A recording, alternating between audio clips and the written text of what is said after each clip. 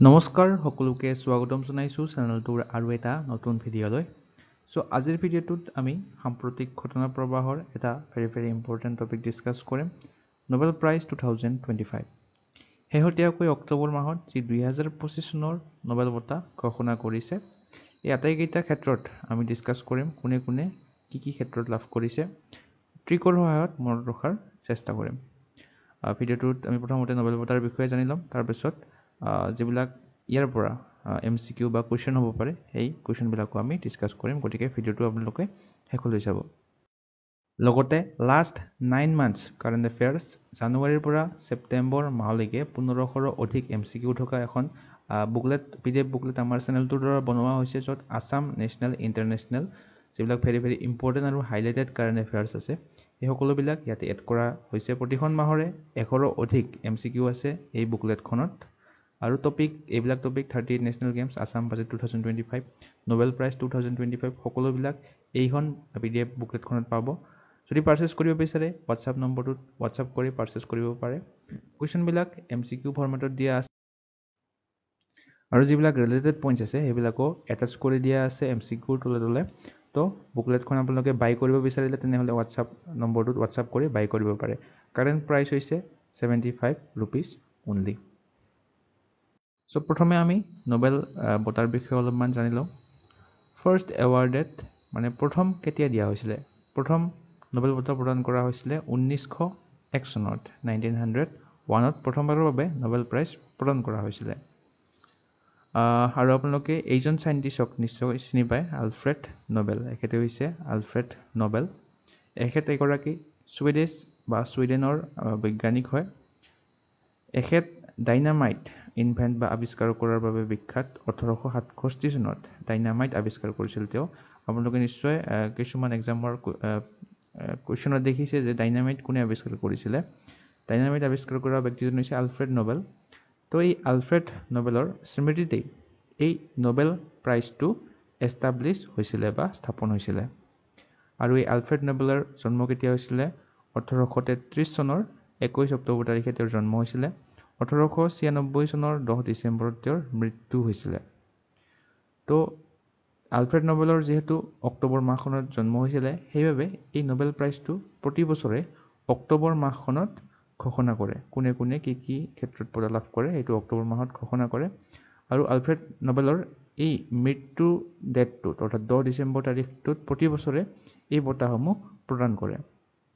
তো 10 ডিচেম্বৰটো important date হয়, কাৰণ এই ডেটটোতে নোবেল প্ৰাইজ প্ৰদান কৰা হয়। কিয় প্ৰদান কৰা হয়? কাৰণ এই দিনটোত আলফ্ৰেড নোবেলৰ মৃত্যু হৈছিলে, সেইবাবে এই দিনটোত প্ৰদান কৰা হয়। তো এইখিনি পইণ্ট আপোনালোকে মনত ৰাখিব।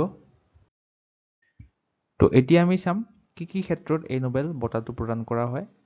ইনিচিয়েলি বা 1901 চনত যেতিয়া প্ৰথমবাৰৰ বাবে নোবেল বঁটা প্ৰদান কৰা হৈছিলে, তেতিয়া 5টা ক্ষেত্ৰত এই নোবেল বঁটাটো প্ৰদান কৰা হৈছিলে। সেই 5টা ক্ষেত্ৰ হৈছে ফিজিক্স বা পদাৰ্থ বিজ্ঞান, কেমিষ্ট্ৰি বা ৰাসায়নিক বিজ্ঞান, মেডিচিন বা চিকিৎসা বিজ্ঞান, লিটাৰেচাৰ বা সাহিত্য, আৰু শান্তি বা ইংৰাজীত পিচ। এই 5টা ক্ষেত্ৰত প্ৰদান কৰা হৈছিলে ইনিচিয়েলি। পিছত 1968 চনত ছুইডেনৰ চেণ্ট্ৰেল বেংকে এই ইকনমিক্স ফিল্ডটো এড কৰে, আৰু এই ইকনমিক্সৰ ক্ষেত্ৰত প্ৰথমবাৰ বঁটা প্ৰদান কৰা হৈছিলে 1969 চনত, 1969ত।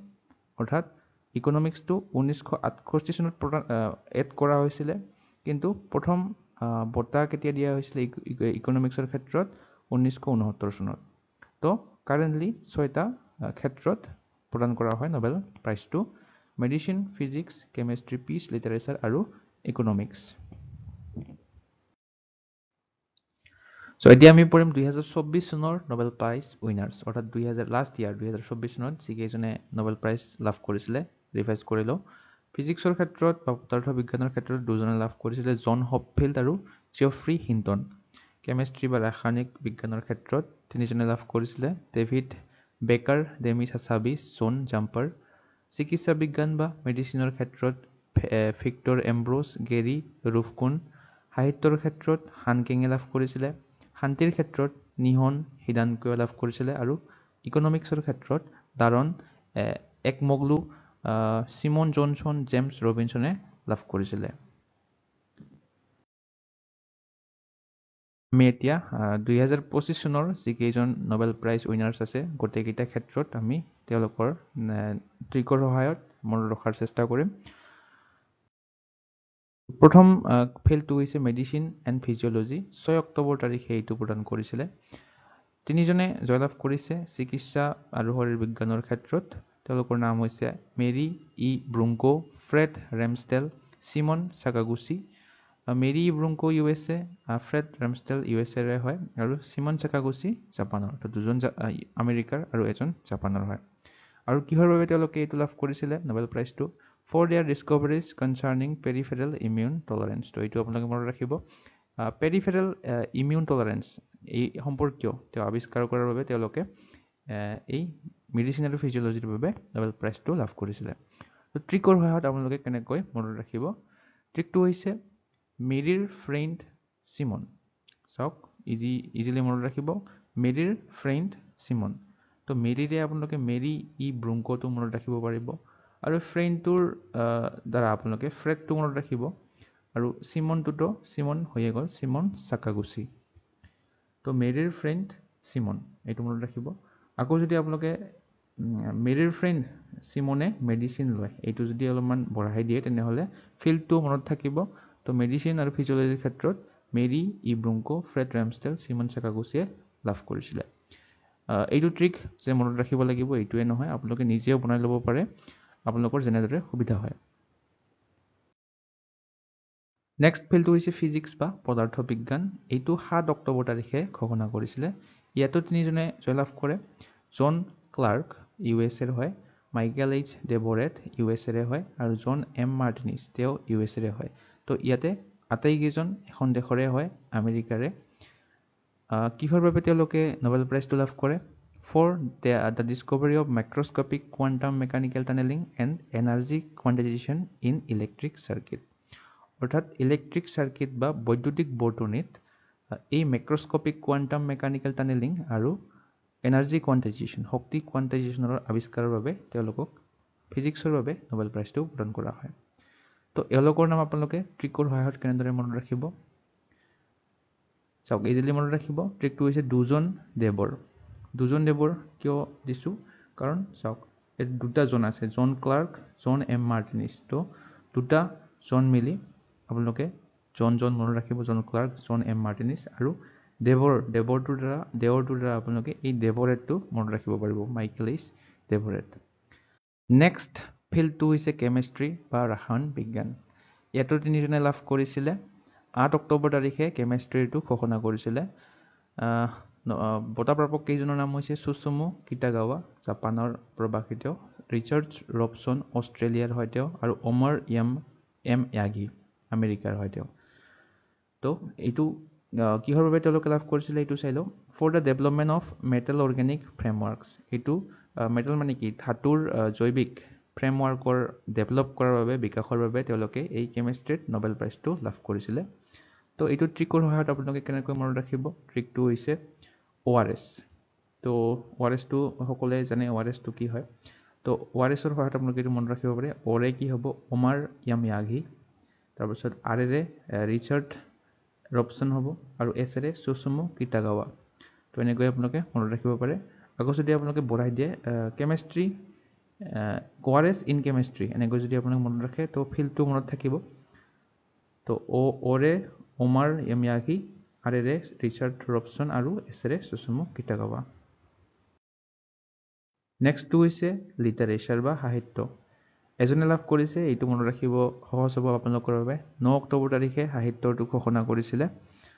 কিহৰ বাবে তেওঁ লাভ কৰিছে? For his compelling and visionary oeuvre that in the midst of apocalyptic terror reaffirms the powers of art. অৰ্থাৎ অসমীয়া যদি ক'বলৈ যাওঁ, তেওঁৰ বাধ্যতামূলক আৰু দূৰদৰ্শী কৰ্মৰ বাবে যিয়ে এপ'কেলিপ্টিক সন্ত্ৰাসৰ মাজতে শিল্প বা আৰ্টৰ শক্তিক পুনৰ দৃঢ় কৰাৰ বাবে কাম কৰিছিলে। সেইবাবে তেওঁক লেজলো ক্ৰেছনাহৰকাইক এই লিটাৰেচাৰৰ বাবে সাহিত্যৰ নোবেল প্ৰাইজটো প্ৰদান কৰা হৈছিলে আৰু তেওঁ হাংগেৰীৰ হয়। তো লেজলো ক্ৰেছনাহৰকাই। তো এইটো কেনেদৰে মনত ৰাখিব ট্ৰিকৰ সহায়ত? ট্ৰিকটো হৈছে LLK নাহৰ। অলপ ফানি হয়, এলেৰে আপোনালোকে মনত ৰাখিব লিটাৰেচাৰটো, এলেৰে নেক্সট এলেটোৰে লেজলটো মনত ৰাখিব, আৰু কেৰে ক্ৰেছ, তাৰপিছত নাহৰটো সোমাই আছে ইয়াতে চাব পাৰে, নাহৰটো তো এনেকৈ মনত ৰাখিব। লিটাৰেচাৰ, এলেৰে প্ৰথম এলেৰে লিটাৰেচাৰ, দ্বিতীয় এলটোৰে লেজলো, আৰু তাৰপিছত কেটোৰে ক্ৰেছ, নাহৰ, গাই। আৰু এইটো ছুইডিছ একাডেমীয়ে প্ৰদান কৰে লিটাৰেচাৰৰ ক্ষেত্ৰত। নেক্সটটো হৈছে পিচ বা শান্তিৰ ক্ষেত্ৰত নোবেল প্ৰাইজ কোনে লাভ কৰিছে? এজনে লাভ কৰিছে 10 অক্টোবৰ তাৰিখে এইটো ঘোষণা কৰিছিলে। বঁটা প্ৰাপকগৰাকীৰ নাম হৈছে মাৰিয়া কৰিনা মাছাডো, এখেত হৈছে ভেনেজুৱেলাৰ। কিহৰ বাবে তেওঁ নোবেল প্ৰাইজটো লাভ কৰিছিলে? For her tireless work promoting democratic rights for the people of Venezuela and for her struggle to achieve a just and peaceful transition from dictatorship to democracy. অৰ্থাৎ ভেনেজুৱেলাৰ যিবিলাক পিপল আছে, অৰ্থাৎ জনসাধাৰণ আছে, তেওঁলোকৰ গণতান্ত্ৰিক অধিকাৰৰ প্ৰসাৰৰ বাবে আৰু একনায়কত্ববাদৰ পৰা গণতন্ত্ৰলৈ ন্যায়সংগত আৰু শান্তিপূৰ্ণ পৰিৱৰ্তন সাধনৰ সংগ্ৰামৰ বাবে তেওঁক এই সংগ্ৰাম কৰিছিল। তেওঁ সেইবাবে তেওঁক এই নোবেল পিচ প্ৰাইজটো প্ৰদান কৰিছিলে, শান্তিৰ নোবেল বঁটাটো। তো এওঁৰ নামটো আপোনালোকে ট্ৰিকৰ সহায়ত কেনেদৰে মনত ৰাখিব? PMCM। প্ৰথম পিতেৰে কি হ'ব? পিচ ফিল্ডটো মনত ৰাখিব পাৰিব, পিচ। তাৰপিছত MCMটোৱে তেওঁৰ নামটো মনত ৰাখিব পাৰিব, মাৰিয়া কৰিনা মাছাডো। তো PMCM, পিৰে পিচ, মাৰিয়া কৰিনা মাছাডো, MCMটোৰে বুজাব। নেক্সটটো হৈছে ইকনমিক্স বা অৰ্থনীতিৰ ক্ষেত্ৰত। এইটো 13 অক্টোবৰ তাৰিখে ঘোষণা কৰিছিলে। তিনিজনে জয়লাভ কৰিছে, তেওঁলোকৰ নাম হৈছে Joel Mokyr, Philippe Aghion, Peter Howitt. Joel Mokyr হৈছে আমেৰিকাৰ, ফ্ৰান্সৰ ফিলিপে এগিয়ন, আৰু পিটাৰ হোইট কানাডাৰ হয়। জোৱেল মেককুৱেৰে লাভ কৰিছিলে for having identified the prerequisites for sustain growth through technological process. Assamese যদি ক'বলৈ যাওঁ, প্ৰযুক্তিগত অগ্ৰগতিৰ জৰিয়তে স্থায়ী বৃদ্ধিৰ পূৰ্ব চৰ্ত চিনাক্ত কৰাৰ বাবে তেওঁ নোবেল প্ৰাইজটো লাভ কৰিছিলে ইকনমিক্সৰ বাবে। আৰু ফিলিপে এগিয়ন আৰু পিটাৰ হোইটে for the theory of sustain growth through creative ডিষ্ট্ৰাকশ্যনৰ বাবে লাভ কৰিছে। আৰু ট্ৰিকটো হৈছে ইকো JPP।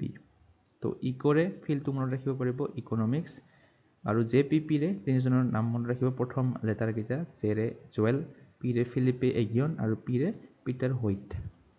নেক্সট আমি এতিয়া পঢ়িম এৱাৰ্ডিং ইনষ্টিটিউশ্যন, অৰ্থাৎ যিবিলাক প্ৰতিষ্ঠানে এই নোবেল বঁটাবিলাক প্ৰদান কৰে সেইকেইখনৰ নাম আমি মনত ৰাখিম প্ৰতিটো ফিল্ডৰ।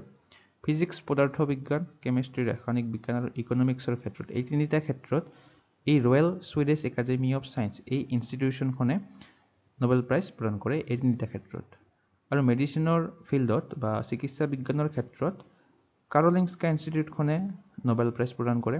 লিটাৰেচাৰ বা সাহিত্যৰ ক্ষেত্ৰত ছুইডিছ একাডেমীয়ে নোবেল প্ৰাইজ প্ৰদান কৰে। এই তিনিওখন ইনষ্টিটিউশ্যন ছুইডেনত অৱস্থিত। আৰু এই একমাত্ৰ নৰৱেজিয়ান নোবেল কমিটি এইখন আছে নৰৱেত। এই একমাত্ৰ নৰৱেৰ ইনষ্টিটিউশ্যনখনে পিচ প্ৰাইজ বা নোবেল পিচ প্ৰাইজটো প্ৰদান কৰে। বাকী আটাইকেইটা ফিল্ডত, বাকী 5টা ফিল্ডত ছুইডেনৰ এই প্ৰতিষ্ঠান কেইখনে নোবেল প্ৰাইজ প্ৰদান কৰে। নেক্সট এতিয়া চাম multiple Nobel prize winners individuals, অৰ্থাৎ এবাৰতকৈ বেছি যিবিলাকে নোবেল প্ৰাইজ জয়লাভ কৰিছে তেওঁলোকৰ নাম আমি মনত ৰাখিম। প্ৰথমজনৰ নাম হৈছে মাৰি কিউৰী। এখেতে প্ৰথমবাৰ নোবেল প্ৰাইজ লাভ কৰিছিলে ফিজিক্সৰ বাবে 1903 চনত। কেমিষ্ট্ৰিৰ বাবে দ্বিতীয়বাৰ লাভ কৰিছিলে তেওঁ 1911 চনত। নেক্সট হৈছে লিনাছ পলিং। তেখেতে কেমিষ্ট্ৰি বা ৰাসায়নিক বিজ্ঞানৰ ক্ষেত্ৰত 1954 চনত লাভ কৰিছিলে, আৰু পিচ বা শান্তিৰ ক্ষেত্ৰত 1962 চনত দ্বিতীয়বাৰ লাভ কৰে। জন বাৰ্ডিনে লাভ কৰিছিলে ফিজিক্সৰ ক্ষেত্ৰত প্ৰথমবাৰ 1996 চনত, আৰু দ্বিতীয়বাৰো ফিজিক্সৰ ক্ষেত্ৰতে লাভ কৰে 1972 চনত। আৰু এখেত হৈছে only person to win physics twice, অৰ্থাৎ পদাৰ্থ বিজ্ঞানৰ ক্ষেত্ৰত একমাত্ৰ ব্যক্তি যিয়ে দুবাৰকৈ নোবেল প্ৰাইজ লাভ কৰিছে। আকৌ ফ্ৰেডৰিক চাংগেৰ কেমেষ্ট্ৰিৰ বাবে 1958 চনত লাভ কৰিছিলে, আৰু দ্বিতীয়বাৰ কেমেষ্ট্ৰিৰ বাবে 1980 চনত লাভ কৰে। বেৰী চাৰ্পলেছে কেমেষ্ট্ৰিৰ বাবে 2001 চনত লাভ কৰে, আকৌ কেমেষ্ট্ৰিৰ বাবে 2022 চনত দ্বিতীয়বাৰ লাভ কৰে। তো এই গোটেইকেইজনৰ নাম আপোনালোকে মনত ৰাখিব। নেক্সট চাম আমি multiple Nobel prize winners organisation, অৰ্থাৎ এই নোবেল বঁটাটো কিছুমান সংস্থাকো প্ৰদান কৰা হয়। তো এবাৰতকৈ বেছি নোবেল প্ৰাইজ লাভ কৰা সংস্থা দুখনৰ নাম আমি মনত ৰাখিম। প্ৰথমখন হৈছে আটাইতকৈ বেছি 3বাৰ লাভ কৰিছিলে নোবেল প্ৰাইজ, সেই সংস্থাখনৰ নাম হৈছে International Committee of Red Cross, যিখনে নোবেল পিচ প্ৰাইজ বা শান্তিৰ নোবেল বঁটাটো 3বাৰকৈ লাভ কৰিছে। 1970 চনত প্ৰথমবাৰ, 1944 চনত দ্বিতীয়বাৰ আৰু 1963 চনত তৃতীয়বাৰ লাভ কৰে। তো ইম্পৰ্টেণ্ট হয় এইটো মনত ৰাখিব, international Committee of Red cross আটাইতকৈ বেছি নোবেল প্ৰাইজ লাভ কৰা সংস্থা, টোটেল 3বাৰ লাভ কৰিছে। আকৌ দ্বিতীয় সংস্থাটো হৈছে 2বাৰ লাভ কৰিছিলে। এই সংস্থাটোও পিচ প্ৰাইজে লাভ কৰিছিলে শান্তিৰ বাবে নোবেল বঁটা। 1954 চনত লাভ কৰিছিলে প্ৰথমবাৰ, দ্বিতীয়বাৰ 1981 চনত। এই সংস্থাখনৰ নাম হৈছে the United Nations High Commissioner for Refugees. তো এই দুখন সংস্থাৰ নাম আপোনালোকে মনত ৰাখিব। নেক্সট চাম আমি এতিয়া ইণ্ডিয়ান নোবেল লৰেটছ, অৰ্থাৎ ভাৰতীয় নোবেল বঁটা প্ৰাপকসকল। প্ৰথমৰ পৰা 2025 চনলৈকে এতিয়ালৈকে যিমানজনে নোবেল বঁটা লাভ কৰিছে গোটেইকেইজনৰ নাম আমি মনত ৰাখিম। ৰবীন্দ্ৰনাথ টেগৰ হৈছে প্ৰথম ভাৰতীয় যিয়ে নোবেল বঁটা লাভ কৰিছিলে। তো বহুত এক্সামত সোধে যে প্ৰথম ভাৰতীয় নোবেল বঁটা প্ৰাপক কোন? উত্তৰটো হয় ৰবীন্দ্ৰনাথ টেগৰ। 1913 চনত তেওঁ লাভ কৰিছিলে লিটাৰেচাৰ বা সাহিত্যৰ বাবে। তেওঁ হৈছে ফাৰ্ষ্ট ইণ্ডিয়ান নোবেল উইনাৰ। তো দ্বিতীয় ভাৰতীয় যিয়ে নোবেল বঁটা লাভ কৰিছে তেওঁৰ নাম হৈছে চি ভি ৰমন, পদাৰ্থ বিজ্ঞান ফিজিক্সৰ ক্ষেত্ৰত 1930 চনত লাভ কৰিছিলে। তাৰপিছত হৰগোবিন্দ খাৰোনাই লাভ কৰিছিলে মেডিচিনৰ ক্ষেত্ৰত 1968 চনত। মাদাৰ টেৰেছে লাভ কৰিছিলে শান্তিৰ বাবে 1979 চনত। তো এইটোও সুধিব পাৰে যে শান্তিৰ বাবে প্ৰথম নোবেল বঁটা কোনে লাভ কৰিছিলে? ভাৰতীয়। তেওঁৰ নাম হৈছে মাদাৰ টেৰেছা, 1980 চনত প্ৰথম লাভ কৰিছিলে শান্তিৰ বাবে। সুব্ৰমণিয়াম চন্দ্ৰশেখৰে লাভ কৰিছিলে 1983 চনত পদাৰ্থ বিজ্ঞানৰ ক্ষেত্ৰত। 1998 চনত অৰ্থনীতিৰ বাবে লাভ কৰে অমৰ্ত্য সেনে। ভেংকটৰমণা ৰামকৃষ্ণনে লাভ কৰে কেমেষ্ট্ৰিৰ বাবে 2009 চনত। আৰু কৈলাশ সত্যাৰ্থীয়ে শান্তি বা পিছৰ বাবে 2014 চনত নোবেল বঁটা লাভ কৰে। আৰু লাষ্ট যি নোবেল বঁটা লাভ কৰিছে তেওঁৰ নাম হৈছে 2019 চনত লাভ কৰিছিলে অভিজিত বেনাৰ্জীয়ে ইকনমিক্স বা অৰ্থনীতিৰ ক্ষেত্ৰত। এখেতে লাষ্ট পাৰ্চন যিয়ে নোবেল বঁটা লাভ কৰিছিলে। 2019 চনত লাষ্ট ভাৰতীয়ই নোবেল বঁটা লাভ কৰিছিলে।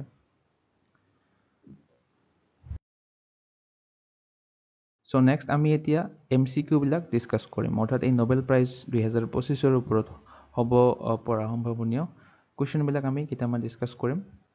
চ' প্ৰথম প্ৰশ্নটো হৈছে question number 1, how much monetary prize money is awarded for each Nobel prize category? প্ৰতিটো নোবেল বঁটা কেটেগৰীত কিমান টকাৰ ধনৰ পুৰস্কাৰ প্ৰদান কৰা হয়? শুদ্ধ উত্তৰটো হ'ব অপশ্যন ডি, 11 মিলিয়ন সুইডিছ ক্ৰোনৰ, অৰ্থাৎ 11 মিলিয়ন সুইডিছ ক্ৰোনৰ টকা নোবেল প্ৰাইজ উইনাৰসকলে লাভ কৰে। আৰু ইয়াক যদি US ডলাৰত কনভাৰ্ট কৰোঁ তেনেহ'লে 1.2 মিলিয়ন USD হয়। নেক্সট কুৱেশ্যনটো হৈছে in whose memory is the Nobel prize given every year? কাৰ স্মৃতিত প্ৰতি বছৰে নোবেল বঁটা প্ৰদান কৰা হয়? অপশ্যন বিটো হ'ব শুদ্ধ উত্তৰ, আলফ্ৰেড নোবেল। আলফ্ৰেড নোবেলৰ স্মৃতিত প্ৰতি বছৰে নোবেল বঁটা প্ৰদান কৰা হয়। নেক্সট কুৱেশ্যনটো হৈছে in how many total fields is Nobel prize awarded? মুঠ কিমানটা ক্ষেত্ৰত নোবেল বঁটা প্ৰদান কৰা হয়? তো ইনিচিয়েলি 5টা ক্ষেত্ৰত প্ৰদান কৰা হয়, আমি ভিডিঅ'টোৰ প্ৰথমতে পঢ়িছোঁ, কিন্তু বৰ্তমান 6টা ক্ষেত্ৰত প্ৰদান কৰা হয়। Medicine, physics, chemistry, peace, economics and literature, এই 6টা ক্ষেত্ৰত নোবেল বঁটা প্ৰদান কৰা হয়। 4 নম্বৰ কুৱেশ্যনটো হৈছে the Nobel prizes have been awarded since 1901 but which field was added in 1968? তো আমি পঢ়িলোঁ 1901 চনত যেতিয়া বঁটা প্ৰদান কৰিছিলে টোটেল 5টা ক্ষেত্ৰত নোবেল বঁটা প্ৰদান কৰা হৈছে। 1968 চনত কোনটো ক্ষেত্ৰ যোগ কৰা হৈছিলে? অপশ্যন ডিটো হ'ব শুদ্ধ উত্তৰ, ইকনমিক্স, অৰ্থনীতিৰ ক্ষেত্ৰত। 5 নম্বৰ কুৱেশ্যনটো হৈছে Alfred Nobel in whose name the Nobel prize was established is famous for inventing what? Option C টু হ'ব শুদ্ধ উত্তৰ ডাইনামাইট অৰ্থাৎ আলফ্ৰেড নোবেলে ডাইনামাইট আৱিষ্কাৰ কৰিছিলে তেওঁ এই ডাইনামাইট আৱিষ্কাৰ কৰাৰ বাবে বিখ্যাত next question when is the Nobel Prize given every year marking the death anniversary of Alfred Nobel প্ৰতি বছৰে কেতিয়া আলফ্ৰেড নোবেলৰ মৃত্যু বাৰ্ষিকী উপলক্ষে নোবেল বঁটা প্ৰদান কৰা হয় শুদ্ধ উত্তৰটো হ'ব অপশন সি ডিসেম্বৰ 10 তো ডিসেম্বৰ তাৰিখে প্ৰতি বছৰে আলফ্ৰেড নোবেলৰ মৃত্যু বাৰ্ষিকী উপলক্ষে এই নোবেল বঁটাটো প্ৰদান কৰা হয় 7 number question who was awarded Nobel Prize 2025 in the field of medicine and physiology for their discoveries related to peripheral immune tolerance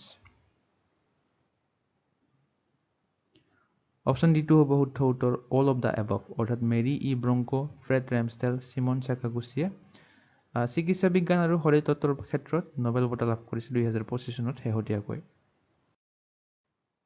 8 number কোৱেশ্চনটো হৈছে which institution awards the Nobel Prize in the field of medicine চিকিৎসা বিজ্ঞানৰ ক্ষেত্ৰত কোনটো প্ৰতিষ্ঠানে Nobel বঁটা প্ৰদান কৰে অলপ আগতে আমি পঢ়িলো অপশন সি টু হ'ব শুদ্ধ উত্তৰ কাৰোলিনস্কা ইনষ্টিটিউট সুইডেন এইখনে প্ৰদান কৰে চিকিৎসা বিজ্ঞানৰ ক্ষেত্ৰত নেক্সট কোৱেশ্চনটো হৈছে who was the first person to win Nobel Peace Prize শান্তিৰ বাবে নোবেল বঁটা লাভ কৰা বিশ্বৰ প্ৰথম ব্যক্তি কোন আছিল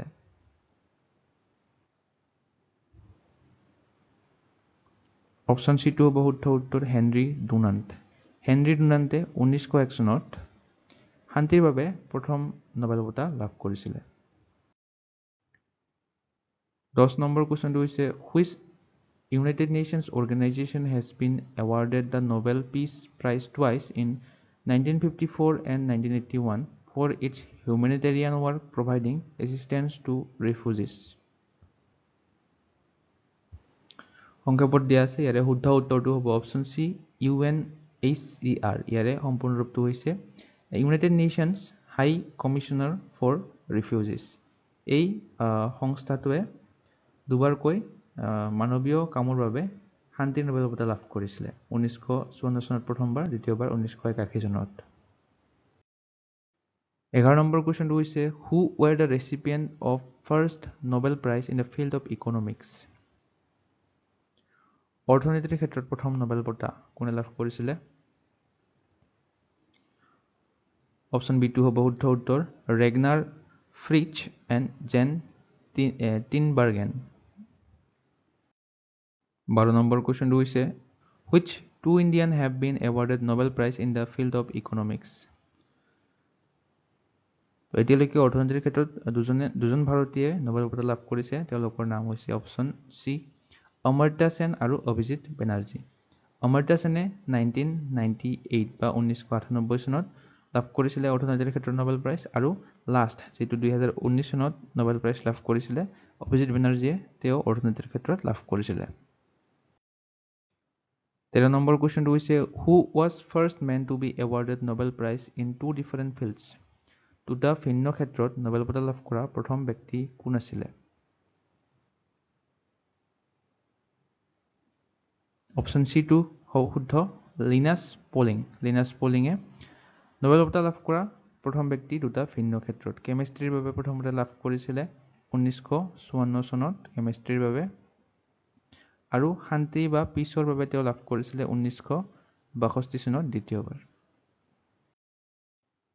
14 নম্বৰ প্ৰশ্নটো হৈছে who was first African woman to win Nobel Peace Prize in 2004 প্ৰথম আফ্ৰিকান মহিলা যিয়ে শান্তিৰ বাবে নোবেল বঁটা লাভ কৰিছিল অপশন সি টু হ'ব শুদ্ধ উত্তৰ ৱাংগেৰী মাথাই